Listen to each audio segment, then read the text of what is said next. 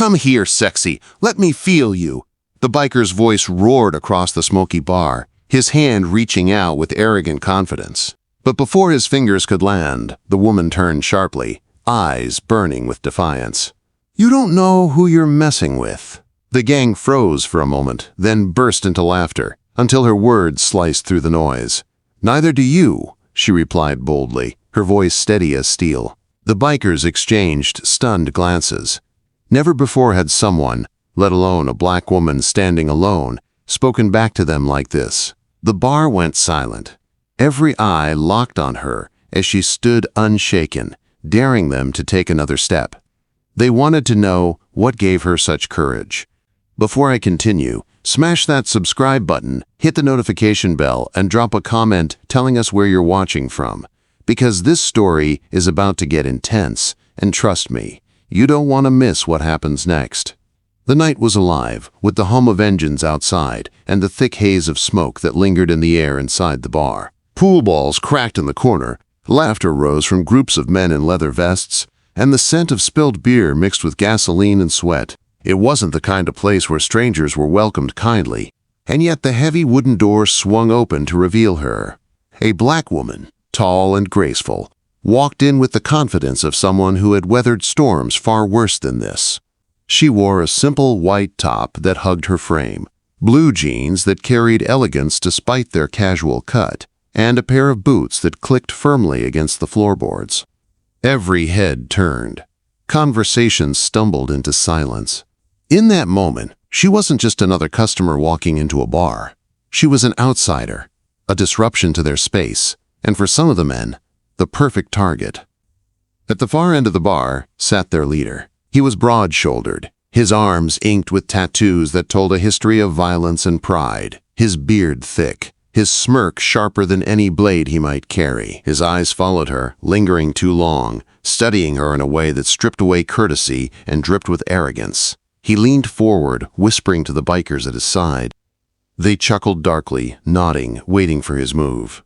"Come here, sexy," he called out, his voice loud enough to silence the music in the jukebox. "Let me feel you." The words dripped with mockery, with an assurance that no woman, especially not this one, would dare resist him in front of his men. He rose from his stool and swaggered forward, his boots dragging across the floor. A hush spread across the bar. Everyone knew what was coming. She ignored him at first, stepping calmly to the bartender and ordering a drink. Her voice was even, steady, unshaken by the hungry stares clawing at her back. But she felt his presence draw closer, the weight of his hand before it even reached her cheek. In one swift motion, he tried to stroke her face, his fingers rough and invasive. That was his mistake. Her head turned sharply, eyes locking with his, her gaze unflinching. "You don't know who you're messing with," she said, her voice calm but edged with steel. The gang leader blinked, startled by the defiance. Behind him, his men erupted into laughter. To them, it was a show. No woman had ever dared speak back to their leader without consequence. They leaned in, eager for the humiliation they believed was seconds away. But she wasn't done. Her lips curved into the faintest smile, her words cutting through their laughter. "Neither do you." The bar went still. It wasn't just what she said, it was how she said it. Bold, unafraid, as though she wasn't surrounded by wolves ready to bare their teeth. It was that courage, that unshakable poise, that made the bikers pause. For the first time in a long time, their leader found himself on the receiving end of a stare that unsettled him. The bartender froze mid-motion, glass in hand. A couple at the pool table leaned against their cues, whispering nervously. Phones began to slide out of pockets, a few onlookers sensing that something unforgettable was about to unfold. The biker leader leaned closer, trying to brush off his surprise with a sneer. "You've got a smart mouth," he growled. His hand drifted lower, bold and reckless, reaching toward her waist, her hip, daring to push the boundary further. His men leaned forward, grinning, waiting for the spectacle. But she had no intention of being their spectacle. Her hand shot out, gripping his wrist with a force that startled him. The crowd gasped. His smirk faltered, his eyes widened as she twisted his arm sharply, making him stumble sideways into the bar counter with a grunt of pain. The laughter died instantly. "Let go of me," he barked, struggling, but her grip held like iron. The other bikers surged forward, their boots thundering on the floorboards, anger flashing across their faces. Yet in that frozen second, as they looked at her, the calm fire in her eyes, the unbending strength in her stance, they hesitated. This wasn't a frightened woman caught off guard. This was someone who radiated power, someone who didn't need backup, someone who knew exactly what she was doing. The leader's pride flared hotter than his pain. "You're dead, you hear me?" he shouted, trying to pull free. His voice cracked with desperation, not dominance. She leaned closer, her voice low but strong, cutting like a blade. "Not tonight." With that, she shoved him hard, sending his weight crashing into a chair that splintered beneath him. The room gasped, shock rippling through every witness. The untouchable leader of the pack was on the ground, his pride shattered in front of his men. And she didn't flinch. She didn't gloat. She simply adjusted her sleeve, turned back to the bartender and said evenly, "I'll take that drink now." The silence that followed was heavier than thunder. The bikers stood frozen, torn between rage and disbelief, their mouths dry, their courage faltering. The woman, this stranger who had walked into their world like a storm, had just done the unthinkable. Her courage was fire, and it burned in their eyes as they stared at her. They wanted to know what gave her such strength. They wanted to know how she stood so tall when any other soul would have crumbled. And as they approached her slowly, step by step, they realized that maybe they weren't the hunters tonight. Maybe they were the prey. The crash of the broken chair still echoed through the bar when the gang leader scrambled to his feet, his face flushed red with rage and humiliation. His men, stunned for a heartbeat, now surged forward like a wave of leather and muscle. Boots stomped against the wooden floor, fists clenched, eyes wild with anger. The room trembled with the anticipation of violence. But she didn't move. She stood calm and centered, her glass of water still untouched on the counter, her eyes sharp as steel. The calm before the storm was written all over her. And in that silence, the courage she carried became louder than their threats. "Get her!" the leader roared, clutching his sore wrist and pointing at her as though unleashing hounds. The first biker lunged. A heavy-set man with a shaved head, swinging his arm wide like a hammer. But before his fist could reach her, she ducked low, pivoted on her heel, and drove her elbow into his ribs. The sound of air leaving his lungs was sharp and painful. He collapsed, clutching his side, gasping for breath. The crowd roared, half in shock, half in exhilaration. Another came at her, bigger than the first, aiming to grab her shoulders. She seized his wrist, spun, and with a swift twist, flipped him over her hip. His body slammed against the floor with a thud that rattled the beer glasses on nearby tables. Cheers erupted from the back. A woman clapped her hands over her mouth, eyes wide in disbelief. "Y'all see that?" someone shouted. "She dropped him like a sack of bricks." The gang leader's fury boiled hotter. His pride was unraveling in front of his men, in front of strangers, in front of phones that were now raised high, recording every second. This wasn't just a fight anymore. This was a humiliation broadcasted to the world. 3 more bikers circled her now, their faces twisted in rage, their muscles tense. She straightened slowly, her posture unbroken, her breathing steady. Her eyes moved from one face to the next, and she smiled, not in arrogance, but in certainty. "Come on then," she said, her voice steady, daring them. One rushed from behind, trying to tackle her. She sidestepped at the last second, hooking her boot against his leg. He tripped forward, smashing into a table, scattering beer mugs across the floor. Another biker charged head-on.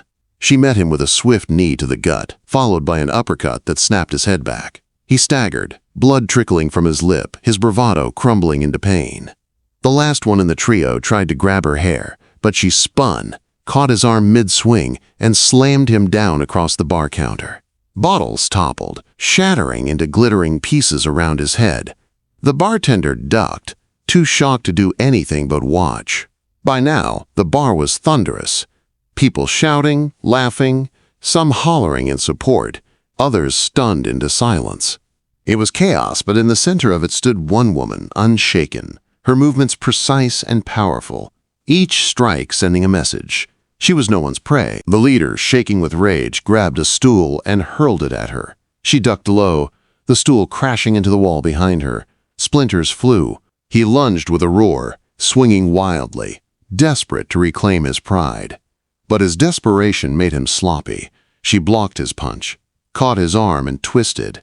He yelped in pain, his knees buckling. With one final motion, she shoved him backward, sending him sprawling across the floor once again. Laughter erupted from the crowd. The mighty gang leader, reduced to a man crawling on the floor like a child. He looked up, sweat dripping, eyes wide with disbelief. He had built his reputation on fear, but tonight, fear wasn't on her side. Fear was eating him alive. You don't know who I am," he shouted hoarsely, his voice cracking with desperation. She stepped closer, towering over him now, her voice low but sharp enough to cut the air. "I don't care who you are." The silence that followed was deafening. The bikers, beaten and bruised, stared at her in disbelief. Their leader, humiliated twice in the same night, crawled backward, shielding himself with trembling hands. Phones kept recording. A kid at the back whispered, "Man, she's a legend." And in that moment it was clear. The fire in her wasn't just physical, it was deeper. It was unshakable will, the kind that breaks chains and crushes arrogance. They had thought she was just another woman, another victim, another target. But they were wrong. So very wrong. She turned, brushed a shard of glass off her sleeve, and calmly lifted her untouched glass of water. The room buzzed with whispers and awe. She didn't need to gloat. She didn't need to roar. Her actions had spoken louder than any insult ever could. The gang, humiliated, groaned where they lay on the floor. The crowd erupted with cheers and laughter. And at the center of it all, the woman sipped her drink in silence, her fire still burning, daring anyone else to try. The floor of the bar was a battlefield. Splintered chairs, shattered bottles, bikers groaning as they struggled to rise, their pride bleeding heavier than their wounds. The air was thick with tension and disbelief. A moment ago, these men had strutted like wolves. Now they looked like sheep scattered in the storm. And in the eye of that storm stood the woman, calm, untouched, fire blazing in her eyes. She wasn't breathing heavy, she wasn't sweating. She was composed, sipping her drink like the chaos belonged to her. The gang leader wiped blood from his lip, rage trembling in his chest. His men muttered curses under their breath, but none of them dared step forward again. The bar had become an arena, and they were the clowns in a circus they never signed up for. Phones lit up the room, capturing every angle of their disgrace. "Man, you see that?" "She floored 'em all," a voice shouted from the back. The crowd roared with laughter, the kind that cuts deeper than fists. The bikers weren't just beaten, they were exposed. Their aura of fear shattered, their reputation crumbling with every chuckle and every camera flash. The leader staggered upright, fury dripping from his voice. "Y'all think this is funny," he shouted at the room, his pride clawing for air. He pointed at her, his hand shaking. "She ain't nothing but—" He never finished. She stepped toward him, her boots echoing like a drumbeat of judgment. Each step pressed him back until his legs hit a stool. She leaned forward, eyes locked on his, her voice low but thunderous enough to shake him to his core. "Say it! Go on! Say it!" He froze. His men froze. The entire bar froze. For the first time in his life, he couldn't. His throat locked, his pride chained by fear. The silence was louder than his words could ever be. A wave of laughter swept through the crowd again, this time sharper, crueler. People pointed. Some clapped, others shook their heads in disbelief. One man slapped his knee and shouted, "The king of this bar can't even speak! She stole his tongue!" The bikers lowered their eyes, ashamed. Some tried to rise, only to slump back into their seats, too broken to move. Their strength meant nothing now. They weren't warriors. They were a joke. And she didn't need to lift another finger. The lesson was already carved into their bones. Fear doesn't make you powerful, and arrogance doesn't make you untouchable. The bartender slid closer, still wide-eyed. "Drinks are on the house for you, ma'am," he whispered, voice almost reverent. She nodded, calm, and raised her glass in a slow, deliberate sip. Then she spoke, her words echoing like a gavel in a courtroom. "You thought I'd be your victim. You thought I'd be silent. But hear me now. Your strength is nothing when your heart is weak. Tonight, you got schooled." The bar erupted, the crowd clapping, cheering, hollering. Some stomped their feet, others whistled. The bikers shrank further into their seats, humiliated beyond repair. Their leader buried his face in his hands. His empire of fear burned to ashes in minutes. Phones were everywhere now. Social media was about to feast on their downfall. By sunrise, the world would know the story of the bikers who were broken by a woman they thought they could humiliate. She didn't bask in the glory. She didn't strut or laugh. That wasn't her style. Dignity was her weapon, and it cut deeper than any punch. She simply sat, crossed her legs, and let the weight of the moment press down on them like a mountain. Behind her, one of the bruised bikers whispered to another, "Man, she ruined us." The other replied bitterly, "Nah, she reminded us we ain't as tough as we think." Her lesson wasn't just in fists and broken chairs. It was in restraint, in control, in showing them that real power doesn't scream. It doesn't bully. It doesn't humiliate for fun. Real power stands tall, unshaken, while others crumble. And when she finally set her glass down, the room hushed again. Everyone watched her. Everyone waited for what she'd do next. She rose slowly, her shadow stretching across the ruined floor, towering over the men who had once thought they owned it. She looked at them, not with anger, not with hatred, but with the cold, sharp edge of disappointment. "Remember this night," she said, her voice low but piercing. "Every time you look in the mirror, every time you try to raise your hand against someone weaker, remember who put you on your knees." The silence that followed was absolute. A silence so heavy it pressed into their lungs. The lesson was burned into their souls, and they knew it. The crowd erupted once more, this time not with laughter, but with thunderous applause. She didn't just win a fight, she dismantled an empire of intimidation. The bar still shook from the roar of applause. The smell of spilled liquor heavy in the air, shards of glass crunching beneath boots as people shifted to get a better look at her. Phones were still raised, capturing every moment, every breath, every step.